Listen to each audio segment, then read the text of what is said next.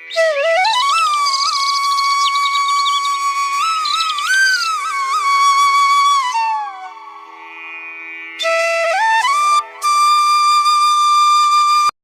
समय की बात है। विष्णुपुर नाम का एक सुंदर सा गांव था। गांव में दो भाई रहा करते थे, रमेश और सुरेश। रमेश बहुत ही धनवान व्यक्ति था। उसके पास धन दौलत की कोई कमी नहीं थी। वो और उसकी पत्नी बहुत ही लालची किस्म के इंसान थे।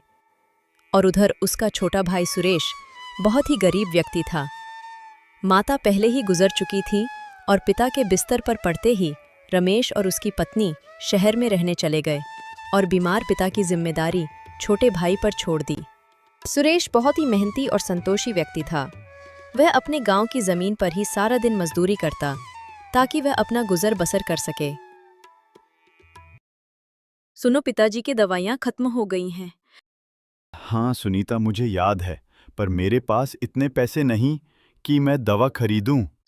तो अब हम क्या करेंगे? आप एक काम करो, भैया के पास खबर भेजवा दो कि वो पिताजी की दवाइयाँ भिजवा दे। आखिर पिताजी उनकी भी जिम्मेवारी है।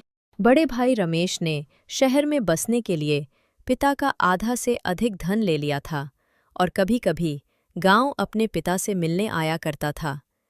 सुनो, मैं सोच रहा हूँ कि कल हम गांव पिताजी से मिलने चले जाए। क्यों? अभी पिछले महीने ही तो हम उनसे मिलने गए थे। फिर जाएंगे तो खर्च बढ़ जाएगा और वो लोग कोई न कोई और खर्च बता देंगे। अरे वो सब थोड़े बहुत तो खर्च करने ही होंगे। पिताजी को ये नहीं लगना चाहिए कि उनकी देखभाल सिर्फ सुरेश और उसकी पत्नी कर रहे हैं। इसलिए हमें भी समय समय पर मिलने जाना चाहिए। अभी पूरा बंटवारा भी नहीं हुआ है और कहीं पिताजी सारी जमीन सुरेश के नाम न कर दे। और मैंने सुना है कि सुरेश की गेहूं की फसल बहुत अच्छी आई है। चलो जरा देख कर आते हैं और थोड़ा बहुत लेकर भी आएंगे। ये तो आप ठीक बोल रहे हो। ठीक है, फिर कल ही हम गांव चलते हैं। रमेश इतना सारा धन पाकर भी खुश नहीं था। उसके मन के कोने कोने में धन की लालच भरी हुई थी। उसके पास जितना ही धन था, उसे उतना ही कम दिखाई पड़ता था और उसकी नज़र अब अपने छोटे भाई सुरेश की जमीन पर थी।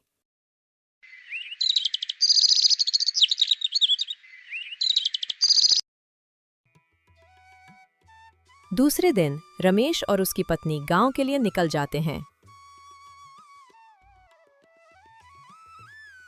अरे रमेश बेटा, कैसे हो? बड़े दिनों बाद नजर आए। राम राम काका। मैं अच्छा हूँ, आप लोग बताइए, क्या हालचाल है गांव की? सब कुछ बहुत अच्छा है बेटा, और इस बार तो हम सबकी फसल भी बहुत अच्छी हुई है। सुरेश की फसल भी बहुत अच्छी हुई है। इस बार तो अच्छा मुनाफा मिलेगा। ठीक है काका, मैं चलता हूँ।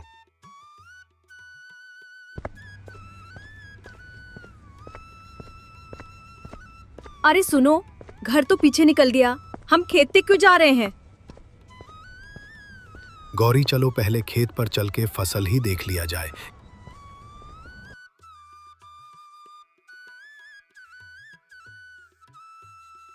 कैसे हो सुरेश? अरे भैया, अचानक आ गए। हाँ भाई, मैंने सोचा पिताजी की दवाइयाँ खत्म हो गई होगी, तो बस वही लेकर आ गया। पिताजी कैसे हैं? क्यों देवर जी, हमें अचानक यहाँ देखकर आपको अच्छा नहीं लगा क्या? अरे नहीं भाभी, ऐसी कोई बात नहीं, मैं तो बहुत खुश हूँ। देवर जी, गेहूं की फसल तो बहुत अच्छी हुई है। इस बार तो बहुत मुनाफा होगा। अरे भाभी, ये सब बातें तो होती रहेगी। आप लोग पहले घर चलो।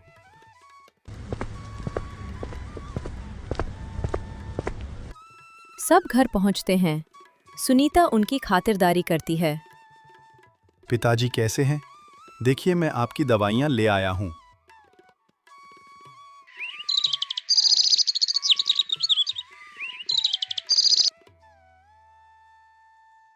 अगली सुबह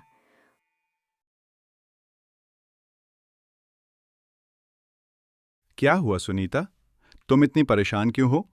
और वो आदमी कौन था? सुनो, मेरी माँ की तबीयत बहुत ज्यादा खराब है। अभी सोहन काका ये खबर लेकर आए हैं। आप मेरे साथ जल्दी मेरे घर चलो। लेकिन सुनीता, यहाँ पिताजी को कौन संभालेगा? और हमारी फसल की कटाई भी करनी है। फसल बिल्कुल तैयार है। और अगर बारिश हो गई तो सारी फसल खराब हो जाएगी। एक काम करो, तुम अकेले ही अपने घर चली जाओ। दूर खड़े सुरेश के भाई भाभी ये सब सुन रहे थे और रमेश तुरंत बोलता है। अरे सुरेश, तुम भी ना, कैसी बात कर रहे हो? हम दोनों हैं ना ये पिताजी के पास। कुछ दिन हम दोनों को भी पिताजी की सेवा का मौका दो। और रही फसल की बात तो तुम चिंता मत करो, मैं फसल की कटाई करवा दूंगा। तुम बेफिक्र होकर सुनीता को लेकर उसके घर ले जाओ। ठीक है भैया, आप लोगों पिताजी का अच्छे से ध्यान रखना, मैं जल्दी आ जाऊंगा। सुरेश और सुनीता तुरंत निकल जाते हैं। तुम्हारा दिमाग तो खराब नहीं हो गया ना? भाला इस बुड्ढे का ख्याल कौन रखेगा? मुझसे तो उम्मीद भी मत रखना। अरे गौरी, तुम भी ना कुछ नहीं समझती हो। मैं तो इस समय का इंतजार कर रहा था। मैं कुछ समझी नहीं। सुनो, सुरेश की फसल कटाई के लिए बिल्कुल तैयार है। मैं आज ही सारी फसल कटवा कर बेच दूंगा। और फसल बेचकर जितने भी पैसे मिलेंगे उसमें से कुछ सुरेश को दे दूंगा। आपने तो बहुत दूर की सोच ली। ठीक है, अब जल्दी खेत पर जाओ और फसल की कटाई करवाओ। सुरेश पहले गांव के लोगों से मिलता है और फसल का भाव पता करता है। फिर सारी फसल कटवाकर उसे बेच देता है। गौरी, तुम्हें पता है मैंने पूरे 25,000 की फसल बेची। सोचो, हमें तो इतने सालों से पता ही नहीं था कि सुरेश भैया फसल बेचकर इतने पैसे कमाते हैं। सुनो, अब ये सारे पैसे उन्हें मत दे देना। नहीं नहीं, मैं भला उसे सारे पैसे क्यों दूंगा? इतने सालों से सारा मुनाफा तो सुरेश ही रख रहा था ना।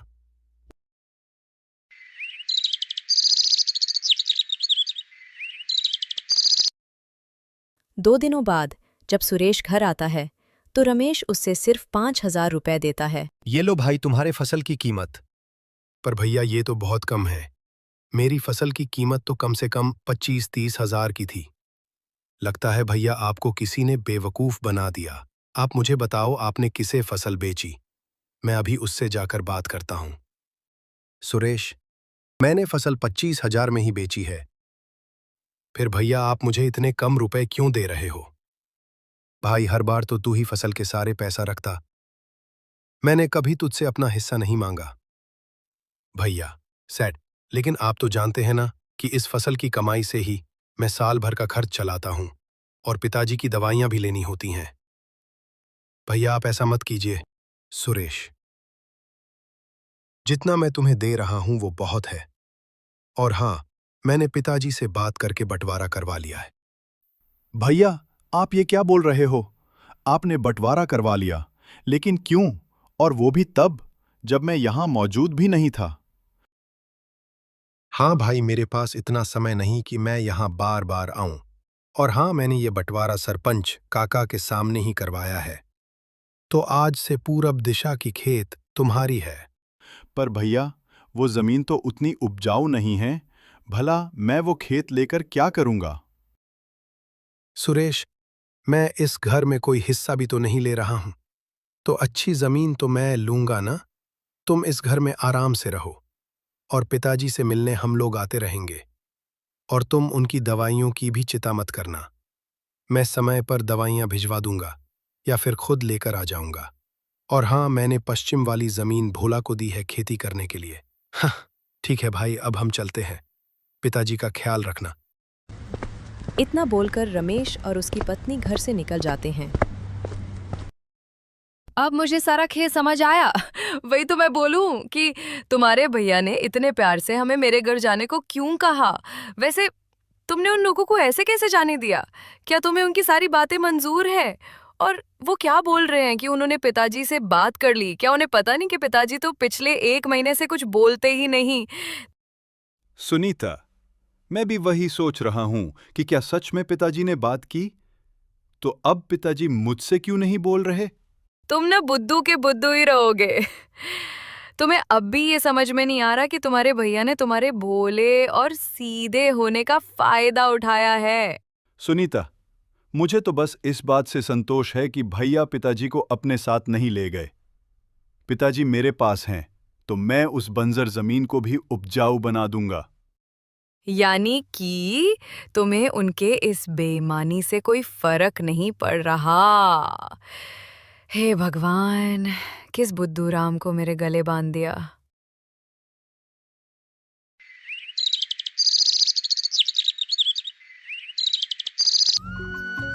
अगली सुबह सुरेश एक नई उम्मीद के साथ अपने खेत के लिए निकल जाता है।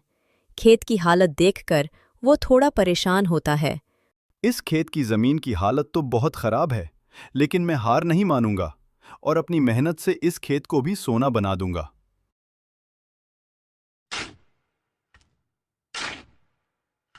सुरेश जोर शोर से खेत में लग जाता है।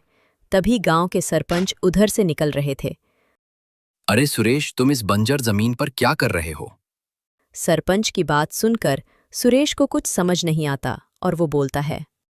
सरपंच जी, आप ऐसा क्यों बोल रहे, जैसे आपको कुछ पता ही नहीं। आपके सामने ही ना रमेश भैया ने हमारा बंटवारा करवाया और मेरे हिस्से में ये खेत दे दी। ये तुम क्या बोल रहे हो सुरेश? मैं तो रमेश से मिला भी नहीं। लगता है उसने तुम्हारे भोलेपन का फायदा उठा लिया और तुम्हें ये बंजर जमीन दे दी। अगर तुम चाहो तो पंचायत में शिकायत कर सकते हो। नहीं सरपंच जी, मुझे कोई शिकायत नहीं करनी। जैसी तुम्हारी मर्जी। तुम्हारे साथ रमेश ने बहुत गलत किया, लेकिन मुझे पता है कि तुम अपनी लगन और मेहनत से इस बंजर जमीन को भी उपजाऊ बना दोगे। ठीक है, मैं चलता हूं। और हाँ, अगर कोई मदद चाहिए तो मेरे पास जरूर आना। यानी कि सुनीता बिल्कुल ठीक बोल रही थी कि भैया ने मुझे धोखा दिया, लेकिन मैं ये बात सुनीता को नहीं बताऊंगा।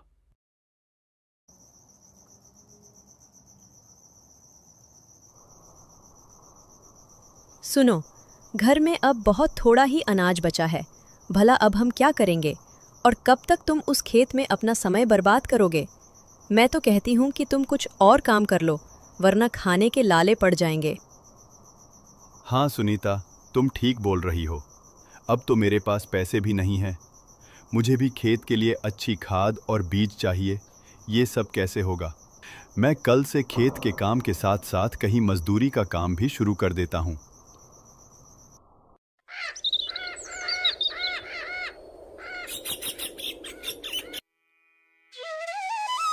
अगली सुबह सुरेश दोपहर तक खेत पर काम करता है और फिर बाजार पर सेठों की दुकान पर मजदूरी करके रोज कुछ पैसा कमाता है, जिससे रोज की दाल रोटी का सामान आ सके। ऐसे ही कुछ समय निकल जाते हैं और कुछ महीने बाद सुरेश की मेहनत रंग लाती हैं और उसके खेत में अच्छे खासे फसल लहलहाने लगते हैं। देखा सुनीता, मैंने तुमसे कहा था ना कि मैं अपनी मेहनत से इस बंजर जमीन को भी सोना बना दूंगा। हाँ जी, आपकी सच्ची लगन और मेहनत रंग लाई। सुरेश को यह देख बहुत खुशी होती हैं और गांव वाले भी उसकी मेहनत की दाद देते हैं। सुरेश, तुम्हारे सच्चे लगन और मेहनत के आगे ये खेत भी हार गया और आज इतनी अच्छी फसल तैयार हो गई। सुरेश अपनी सब्जियों को बाजार में अच्छे दाम पर बेचता है और उसकी घर के हालत ठीक होने लगते हैं। सुनीता भी उसकी मेहनत देख बहुत खुश रहने लगती हैं और उनका जीवन सुखमय बीतने लगता है। कुछ दिनों बाद रमेश फिर गांव आता है और अपनी उपजाऊ जमीन की बंजर हालत देख हैरान हो जाता है और गुस्से में भोला के घर की ओर निकल जाता है। क्या भोला भाई, मैंने कितने भरोसे से तुम्हें अपनी जमीन खेती के लिए दी थी, लेकिन तुमने तो उससे बर्बाद कर दिया। अरे रमेश भाई, मैं आपको क्या बताऊं। भाई, मैं तो खुद 3 महीनों से बिस्तर पर पड़ा था। बहुत मुश्किल से अब हालत में सुधार हुई है। ऐसी बात थी तो तुम्हें मेरे पास खबर तो भेजना था। बहुत उदास मन से रमेश वहां से निकलता है। सुनो, चलो जरा देवा जी के खेत को देख लिया जाए। आते वक्त गांव के लोगों से उनकी बड़ी तारीफ सुनी मैंने। क्या सच में? ठीक है, चलो देखते हैं। सुरेश खेत का नज़ारा देख दोनों पति पत्नी के होश उड़ जाते हैं। सभी सही कह रहे थे कि सुरेश ने अपनी मेहनत से इस बंजर जमीन को भी उपजाऊ बना दिया। चलो अब घर चलते हैं। थोड़ी देर में दोनों घर पहुंचते हैं। सुरेश, ओ भाई सुरेश, कहाँ हो तुम? अरे, लगता है घर में कोई नहीं है। लेकिन पिताजी को अकेले छोड़कर वो दोनों गए कहाँ? तभी रमेश के पिताजी अचानक कुछ बोलने लगते हैं। दोनों पति पत्नी उनके पास तुरंत जाते हैं। रमेश के पिताजी उन्हें कुछ बताते हैं और बोलते बोलते उनके प्राण निकल जाते हैं। गौरी, पिताजी तो अब नहीं रहे। वो सब छोड़ो, ये क्या बोल रहे थे कि घर में सोने के सिक्कों से भरे 4-4 मटके हैं, लेकिन कहाँ हैं? हम उन दोनों के रहते हुए घर में मटकों को कैसे ढूंढेंगे? तुम वो सब मुझ पर छोड़ दो। रमेश और उसकी पत्नी जोर जोर से रोने लगते हैं और पूरा गांव इकट्ठा हो जाता है। अरे लगता है काका अब नहीं रहे। रमेश बेटा मत रो, अच्छा हुआ काका चल बसे, बेचारे बहुत कष्ट में थे। लेकिन सुरेश कहाँ है? मुझे भी नहीं मालूम भैया, मैं तो बस अभी ही शहर से आया था और देखा कि घर में कोई नहीं है और पिताजी हम सबको छोड़कर जा चुके थे। मैं तो उनसे मिल भी नहीं पाया और पता नहीं पिताजी को इस हालत में छोड़ वो दोनों कहाँ घूम रहे। तभी सुरेश और सुनीता दोनों आ जाते हैं और ये सब देख हैरान हो जाते हैं। भैया क्या हुआ? आप क्यों रो रहे? क्या तुम्हें दिखाई नहीं दे रहा कि पिताजी हमें छोड़कर चले गए? अगर तुम लोग उनकी देखरेख नहीं कर सकते थे तो मुझे बोल देते, मैं उनको अपने साथ शहर ले जाता। ये आप क्या बोल रहे भैया? पिताजी नहीं रहे? सुरेश भी पिता की गम में बहुत रोता है। दोनों भाई मिलकर पिता का अंतिम संस्कार करते हैं और घर लौटते ही रमेश सुरेश से बोलता है। अब तुम दोनों इस घर में नहीं रह सकते। तुम्हारी वजह से हमारे पिताजी इस दुनिया से चले गए। तुम लोग उन्हें ऐसी हालत में अकेला छोड़कर कहाँ घूम रहे थे? भैया हम घूमने नहीं गए थे। वो तो अचानक सुनीता की तबीयत खराब हो गई थी तो हम डॉक्टर के पास गए थे और हम मुकेश काका को पिताजी के पास छोड़कर गए थे। सुनो, अब तुम दोनों बातें मत बनाओ और यहाँ से निकल जाओ। लेकिन भैया हम कहाँ जाएंगे? तुम दोनों गांव के बाहर जो हमारी झोपड़ी है वहां रह सकते हो, जहां अक्सर पिताजी जाया करते थे। लेकिन भैया वहां तो कोई नहीं आता जाता, भला हम वहां कैसे रहेंगे? अब मैं कुछ नहीं सुनना चाहता, निकल जाओ यहाँ से। ये सब सुन सुनीता को बहुत गुस्सा आता है, लेकिन इससे पहले वो कुछ बोले, सुरेश सुनीता को लेकर वहां से निकल जाता है। अरे, दोनों तो बड़ी आसानी से घर छोड़कर चले गए। चलो अब हम सोने के सिक्के ढूंढते हैं। दोनों लालची पति पत्नी पूरे घर में सिक्के ढूंढते हैं। इधर सुरेश और सुनीता बड़े उदास मन से गांव छोड़कर जा रहे थे और तभी अरे मुकेश काका, आप पिताजी को छोड़कर कहाँ चले गए थे? आपको पता है पिताजी हमें छोड़कर चले गए। हाँ बेटा, मुझे माफ कर देना। दरअसल मैं जब तुम्हारे पिताजी के पास था तभी मुझे पता चला कि तुम्हारी काकी सीढ़ियों से गिर गई है और मैं जल्दबाजी में वहां से निकल गया। मुझे माफ कर देना बेटा। कोई बात नहीं काका, शायद हमारे साथ ये सब होना था। लेकिन तुम लोग कहाँ जा रहे हो बेटा? काका, रमेश भैया ने हमें घर से निकाल दिया, इसलिए हम गांव से बाहर वाली झोपड़ी में जा रहे। भला उसने तुम्हें घर से क्यों निकाला? और उस सुनसान झोपड़ी में तुम लोग कैसे रहोगे? वहां तो कोई आता जाता भी नहीं है। पता नहीं काका। अच्छा, हम चलते हैं।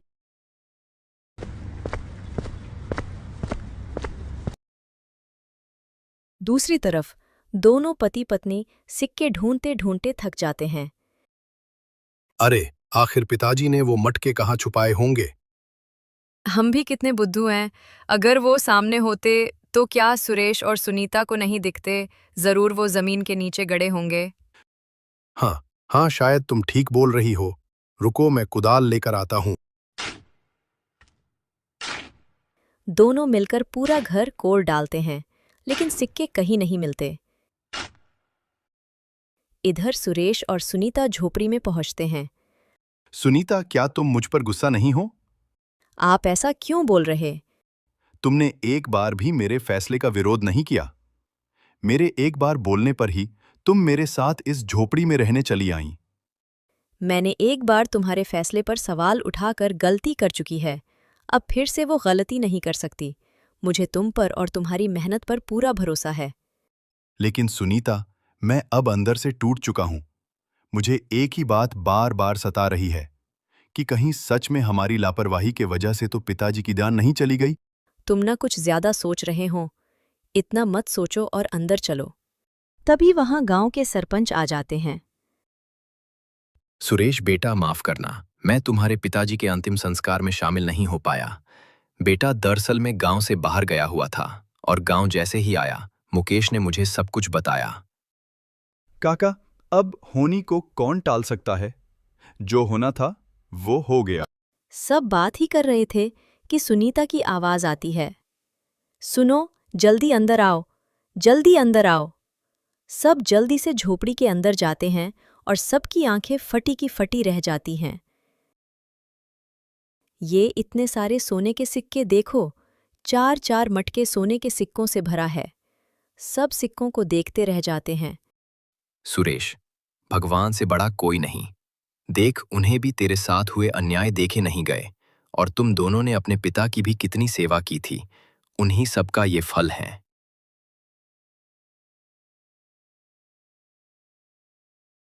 सारी ये बात पूरे गांव में फैल जाती है।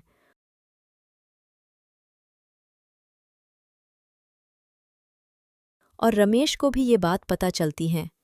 मैंने सिर्फ सुना था कि लालच का फल बुरा होता है, लेकिन आज देख भी लिया मेरे लालच ने मुझे कितना गिरा दिया।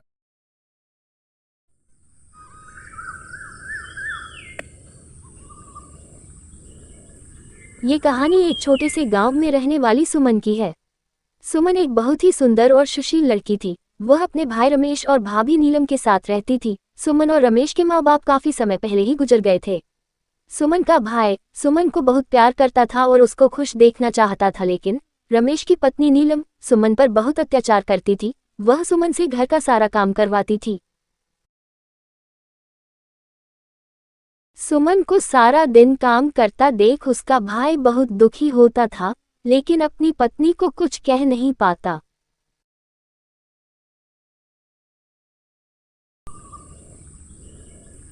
एक दिन जब सुमन खाना बना रही थी, उसकी भाभी चिल्लाते हुए आई। सुमन, कहाँ हो तुम? सुमन भाभी की आवाज सुनते ही उसके पास गई। क्या हुआ भाभी? सुमन, तुम्हारा कोई काम में मन नहीं लगता क्या? सारा दिन कोई न कोई गलती करती रहती हो। नीलम चिल्लाते हुए बोली। नीलम का चिल्लाना सुनकर रमेश भी आ जाता है और बोलता है, अब क्या हुआ? क्यों चिल्ला रही हो? अच्छा, मैं चिल्ला रही हूँ। अपनी बहन से क्यों नहीं पूछते कि वो इतनी गलतियाँ करती क्यों है? क्या पूछूं उससे? वो तो बेचारी सारा दिन काम करते रहती है। अरे भाग्यवान, बताओगी कि हुआ क्या है? रमेश की बातें सुनते ही नीलम और गुस्सा हो जाती है और बोलती है, हाँ हाँ, इस घर में सबसे खराब तो मैं ही हूँ। तुम्हारी बहन की क्या क्या गलतियाँ बताऊं? मैंने कल इसे अपनी नई साड़ी धोने के लिए दी थी और इसने उसे अभी तक नहीं धोया है, और आज मुझे उसे पहनकर शादी में जाना था। सुमन डरती हुई बोली, माफ करना भाभी, मैं उसे धोना भूल गई। मैं अभी उसे धो के सुखा देती हूँ। अरे भाग्यवान, ये कौन सी बड़ी बात है? तुम कोई और साड़ी पहनकर चली जाओ। तुम्हारे पास तो कितनी साड़ियाँ हैं। नीलम गुस्से से वहां से चली जाती है। सुमन उदास होकर खड़ी थी। तभी रमेश सुमन को बोलता है, कोई बात नहीं गुड़िया, तू उदास मत हो। उस रात नीलम सुमन को खाना भी नहीं देती है और सुमन रोते रोते सो जाती है।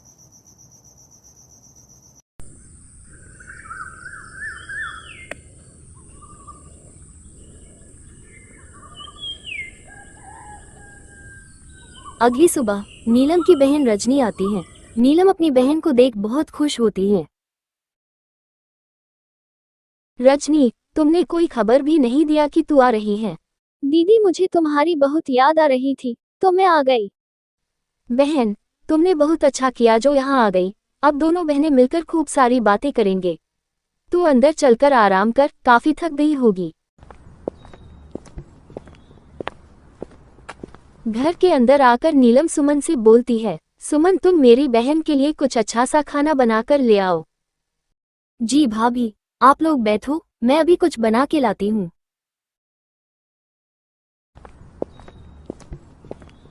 सुमन जल्दी से अंदर जाती है और अच्छा सा खाना बना के ले आती है। ये सब रमेश देख रहा था।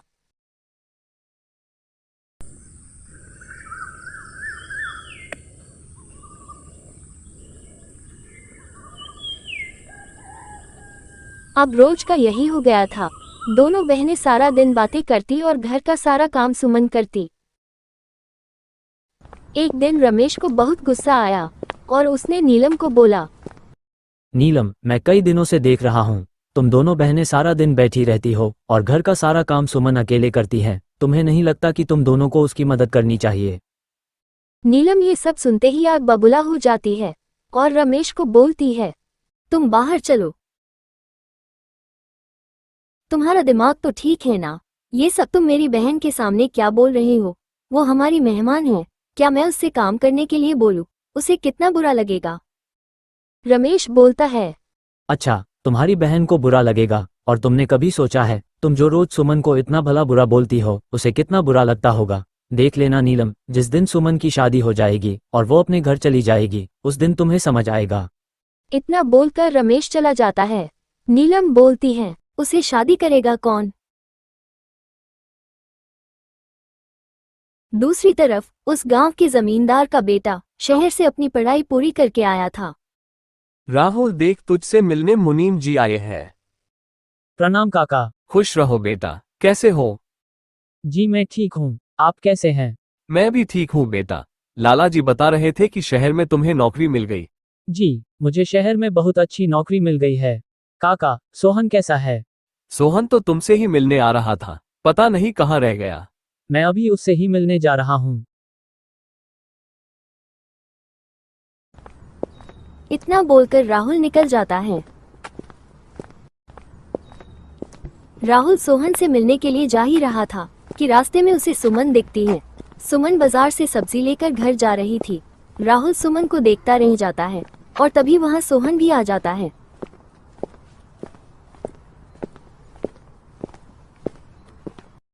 अरे राहुल, तू यहाँ? मैं तो तुझसे ही मिलने आ रहा था। सोहन, मैं भी तुझसे ही मिलने आ रहा था। वैसे ये लड़की कौन है? ये रमेश भाई की बहन सुमन है। बहुत अच्छी लड़की है सुमन। दोनों दोस्त कुछ देर बातें करते हैं। राहुल घर पहुंचकर भी सुमन के ही बारे में सोचता है।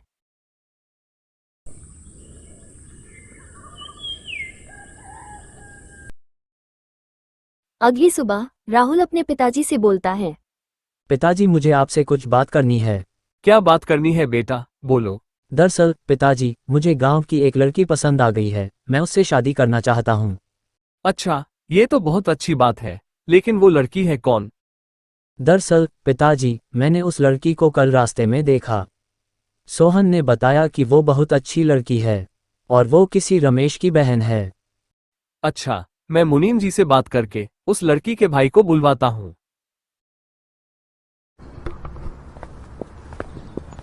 लाला तुरंत मुनीम जी को बुलवाते हैं।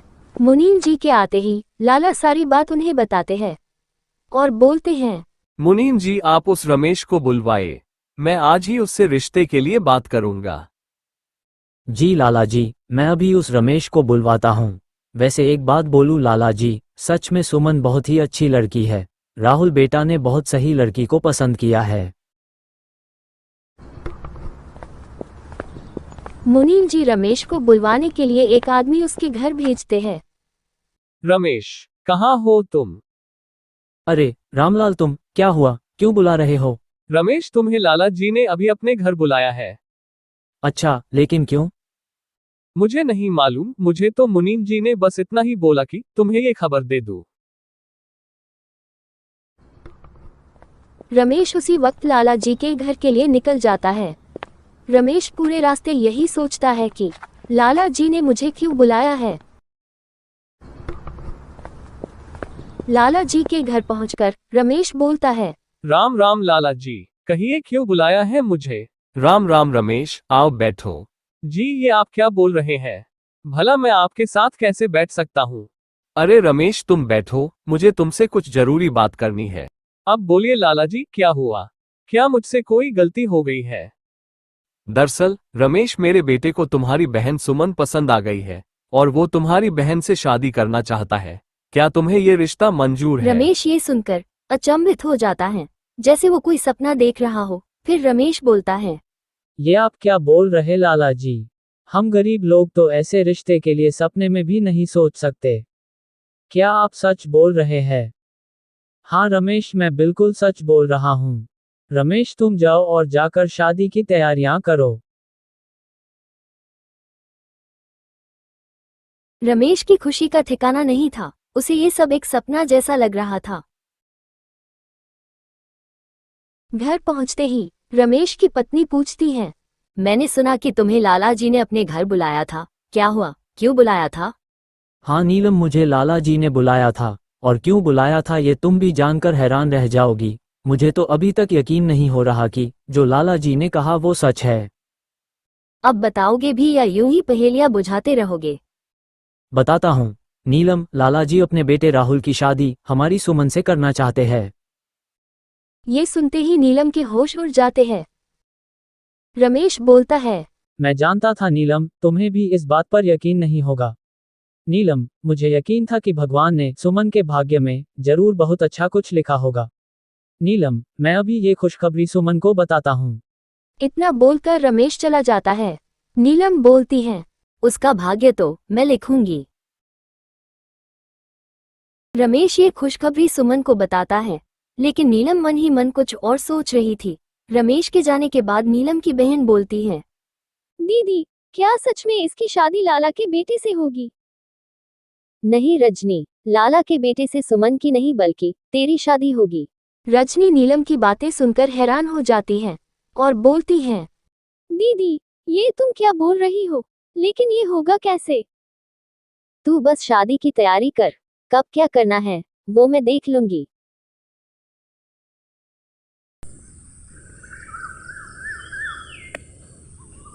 शादी का दिन आ जाता है। नीलम सुमन की जगह अपनी बहन को बैठाने की पूरी तैयारी कर चुकी थी। उसने सुमन को डरा धमका कर चुप करा दिया था। दूसरी तरफ लाला जी बहुत परेशान थे। तभी मुनीम जी आते हैं। क्या हुआ लाला जी, अपनी इतनी जल्दी में मुझे और सोहन को क्यों बुलाया? मुनीम जी, दरअसल राहुल सुबह शहर ये बोलकर गया था कि उसे सुमन के लिए कुछ तोहफा लेना है और वो शाम तक आ जाएगा, लेकिन अब तो शादी का मुहूर्त होने वाला है और वो अभी तक नहीं आया। लाला जी, ये आप क्या बोल रहे हैं? अब तो बारात निकलने के लिए तैयार है। मैंने उसकी खोज के लिए लोग भी भेजे, लेकिन उसका कोई पता नहीं। मुझे तो लगता है उसे शादी करनी ही नहीं थी और इसलिए वो भाग गया। मुझे तो कुछ समझ नहीं आ रहा कि मैं अब गांव वालों और रमेश को क्या बोलूं। लाला जी, अब तो सबको बताना ही होगा कि ये शादी नहीं हो सकती। नहीं नहीं मुनीम जी, ऐसा मत बोलिए। अगर ये शादी नहीं हुई तो उस लड़की की बहुत बदनामी होगी और उसका दिल भी टूट जाएगा। मुनीम जी, मैं चाहता हूँ कि राहुल की जगह सोहन दुल्हा बन जाए और सुमन से शादी कर ले। ये आप क्या बोल रहे? भला राहुल की जगह सोहन कैसे बैठ सकता है? काका, ये आप क्या बोल रहे? जब राहुल आएगा तो मैं उसे क्या जवाब दूंगा? मैं बिल्कुल ठीक बोल रहा हूँ बेटा, इसी में सबकी भलाई है। मुनीम जी, मुझे मेरी इज्जत से ज्यादा उस लड़की की फिक्र है। लाला जी, जब रमेश को ये पता चलेगा तो शादी के बाद मैं खुद रमेश से माफी मांग लूंगा। अब आप देर न करके सोहन को तैयार कीजिए, जैसा आप ठीक समझे। और इस तरह राहुल के जगह शहर में सोहन दुल्हा बनकर बारात ले जाता है और सुमन की जगह घूंघट में रजनी दुल्हन बनती है। किसी को कोई खबर नहीं होती और शादी हो जाती है। शादी के बाद रजनी की विदाई भी हो जाती है।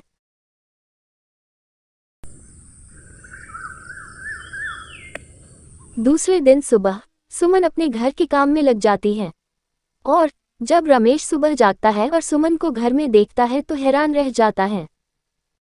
रमेश कुछ समझता या सुमन से कुछ पूछता उससे पहले वहां राहुल आ जाता है।